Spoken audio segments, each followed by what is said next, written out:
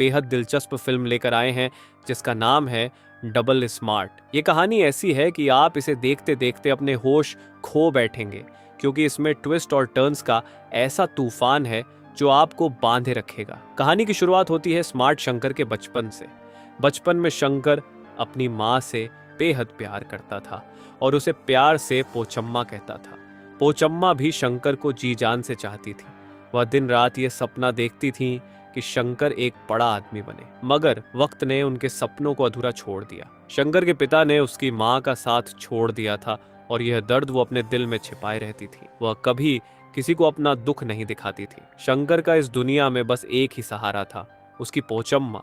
लेकिन पोचम्मा के जाने के बाद शंकर पूरी तरह अकेला पड़ गया, एक ऐसा अकेलापन जो उसे भीतर तक तोड़ गया। फिर कहानी आगे बढ़ती है और हम देखते हैं बिग बुल नाम के खतरनाक माफिया को।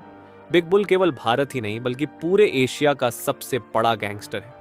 उसने पूरे एशिया में अपने साम्राज्य को फैलाया है और कई रॉयल कसिनो और स्मगलिंग के कारोबार का मालिक है। एक दिन अचानक बिग बुल बेहोश हो जाता है और जब होश आता है तो उसे पता चलता है कि उसे ब्रेन ट्यूमर है और उसके पास केवल 3 महीने बचे हैं। ये सुनकर बिग बुल के होश उड़ जाते हैं। उसकी ताकत, दौलत, सब कुछ एक पल में बेमानी लगने लगता है। लेकिन वह हार मानने वालों में से नहीं था। उसने दुनिया के सबसे अच्छे डॉक्टरों को बुलाया, पर हर कोई उसे एक ही बात कहता, उसके पास बस 3 महीने बचे हैं। इसी बीच भारत से थॉमस नाम का एक डॉक्टर आता है, जो बिग बुल का इलाज करने नहीं बल्कि उसे एक अजीब और अनोखा विचार देने आया था। थॉमस ने उसे बताया कि भले ही हम तुम्हारी जान नहीं बचा सकते, लेकिन तुम्हारी सारी यादों को एक दूसरे इंसान में ट्रांसफर कर सकते हैं। यानी कि बिग बुल की सारी मेमोरी अब किसी और के अंदर जिंदा रह सकती है। हालांकि उस इंसान की खुद की मेमोरी 4 दिन में गायब हो जाएगी। ये सुनते ही बिग बुल की आंखों में एक नई चमक आ गई। उसने तुरंत ही थॉमस को आदेश दिया कि ऐसे इंसान को ढूंढा जाए जो इस प्रक्रिया के लिए उपयुक्त हो। थॉमस ने कहा कि ऐसा इंसान पहले से ही हैदराबाद में मौजूद है, स्मार्ट शंकर। शंकर को हैदराबाद का सबसे नामी चोर माना जाता था। शंकर का असली काम चोरी करना था, लेकिन वह छोटी मोटी चोरी नहीं करता था। उसके लिए बड़ा कसिनो हो या रॉयल क्लब, हर जगह चोरी करना एक खेल जैसा था। किसी से भी भिड़ने में उसे डर नहीं लगता था। चोरी और झगड़े में उसकी महारत को देखते हुए लोग उसे स्मार्ट शंकर कहते थे। एक दिन शंकर अपने दोस्त के साथ ऑटो में था, तभी उसकी नजर एक लड़की पर पड़ी। लड़की का नाम था जन्नत, जो दिल्ली से हैदराबाद एक काम से आई हुई थी। पहली नजर में ही शंकर का दिल जन्नत पर आ गया। उसकी किस्मत देखिए, जन्नत उसके घर के ठीक बगल वाले घर में रहने आई थी। शंकर को यह संयोग मानो खुदा की मर्जी लगने लगा। उसे लगने लगा कि जन्नत उसकी तकदीर का हिस्सा है और उसने उसे पाने का ठान लिया। अब उसका हर दिन जन्नत के ख्यालों में ही बीतने लगा। कुछ दिनों बाद शंकर फिर एक रॉयल कसिनो में चोरी करने पहुंचता है, लेकिन वहां उसे एक अजीब सरप्राइज मिलता है। जन्नत, वही लड़की जो उसके दिल में बस गई थी, उस कसिनो में मैनेजर की पोस्ट पर थी।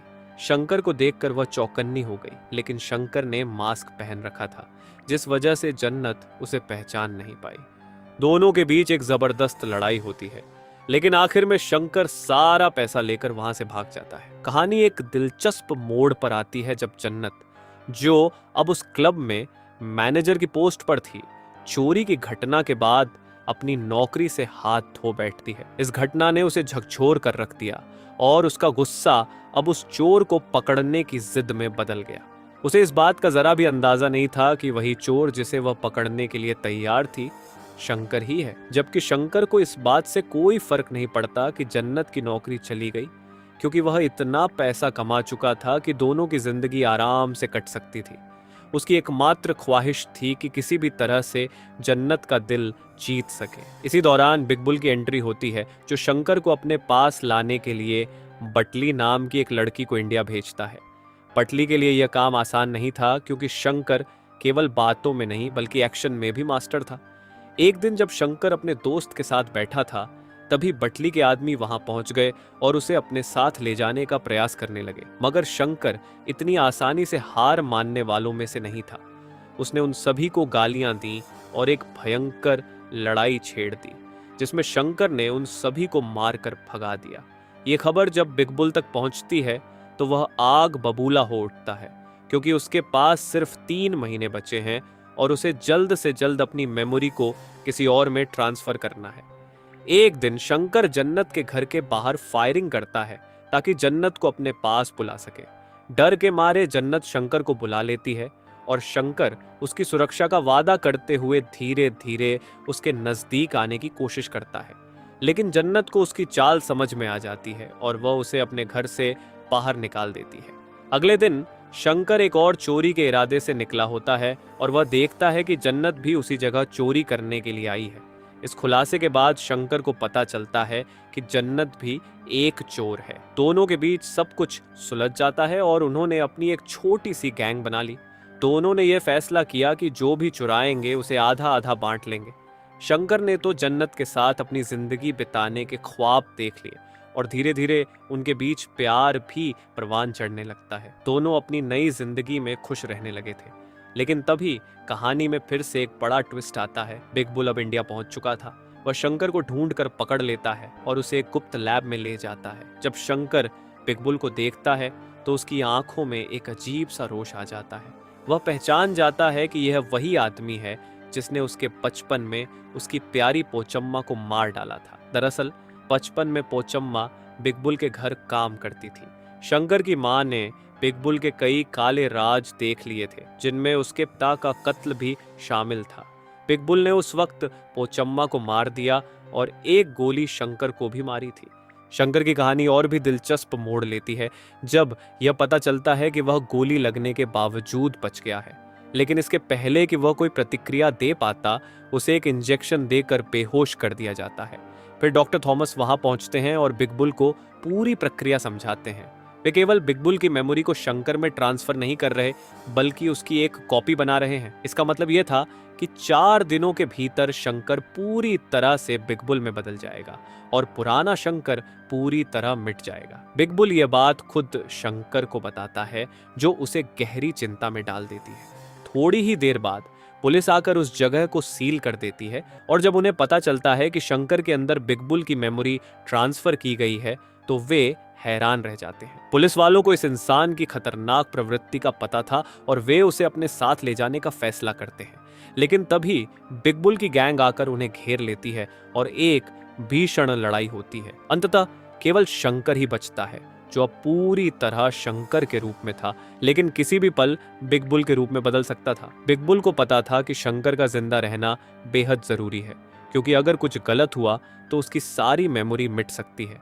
इसलिए वह शंकर को 4 दिन तक सुरक्षित रखता है। हालांकि शंकर इस स्थिति का लाभ उठाते हुए वहां से भाग निकलता है और एक कार लेकर तुरंत जन्नत के पास जाता है।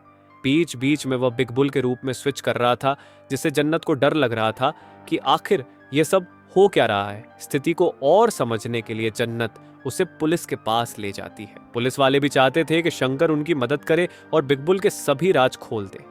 शंकर को बिग बुल की काली सच्चाई अच्छी तरह से पता थी और उसे बिग बुल के कुछ गुप्त बैंक खातों की जानकारी भी थी। उसने तुरंत उनके पासवर्ड बदल दिए, जिससे बिग बुल को एहसास होता है कि शंकर ने उसके खातों पर नियंत्रण कर लिया है। इस बात से आग बबूला बिग बुल जन्नत को किडनैप कर लेता है और शंकर के सामने एक नई चुनौती खड़ी कर देता है।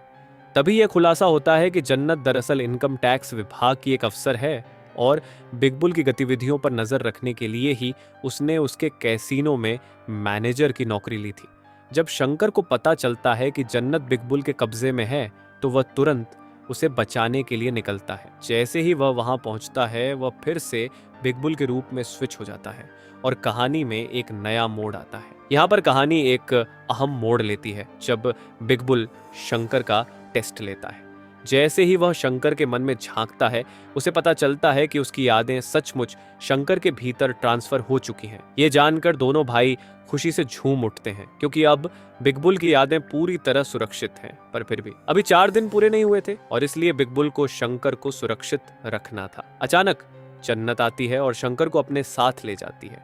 वह उसे एक पुलिस स्टेशन ले जाती है जहां उसे थोड़ी सुरक्षा महसूस हो। लेकिन वहां पहुंचते ही शंकर की नजर पोचमा नाम की एक औरत पर पड़ती है। पुलिस वाले उस पर जुल्म ढा रहे थे और यद्यपि वह उसकी मां नहीं थी, यह दृश्य शंकर के दिल में उथल पुथल मचा देता है। उसे अपनी मां पोचमा की याद आ जाती है। शंकर के मन में प्यार और गुस्सा एक साथ उमड़ पड़ता है और वह पुलिस वालों को वहीं पर बुरी तरह पीटना शुरू कर देता है।